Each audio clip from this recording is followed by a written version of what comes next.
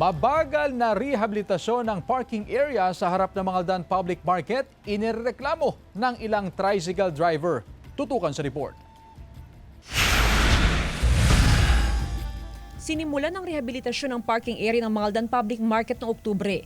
Pinondohan ng proyekto ng mahigit 1.2 million pesos. Pinatataasan ng parking area para makaiwas sa baha. Palaging baha dyan. Hanggang dito ang tubig ko. Tapos pinataas nila ako. At mga estudyante, tinatanggal na nila yung sapatos nila. Nakasaad sa program of work na dapat matatapos ang rehabilitasyon sa loob ng 19 calendar days. Ibig sabihin, dapat tapos na ang proyekto sa November 8. Pero sa ngayon, nasa hanggang 40% pa lang ang natatapos sa proyekto. Magamit na sana para madali na silang magtinda na yung mga tindera po. Kayo din sa mga pasahero niyo? Oo po. Naapektuhan din dahil gawa ng itong paradahan namin. Paliwanag ng foreman ng proyekto, apektado ang kanilang trabaho dahil maraming pumupwestong street vendor sa parking area tuwing hapon. Kaya nga, natatagalan kasi yung mga nagtitinda rito, hindi mo naman sila mabawalan. Hililan na sila, wala, hindi na kami magagawa.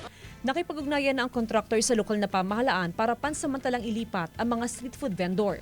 May inilaan naman daw na pwesto na pansamantalang lilipatan ng mga street vendor. Samantala, tuloy-tuloy ang monitoring ng LGU sa mga ginagawang proyekto sa bayan. Layo nitong matiyak na naipatutupad ng maayos ang mga proyekto ng pamahalaan. Para po ma-monitor ang ating mga projects. Hindi lang po pagkatapos, may oversight committee dapat yan. Because pagkatapos ng mga projects, siyempre kung hindi naman may iwasan, may wear and tear yan. So, we see to it that there will be maintenance of these projects. Kasama si Jing Dakanay, Jasmine Gabriel Galban, One North Central Luzon.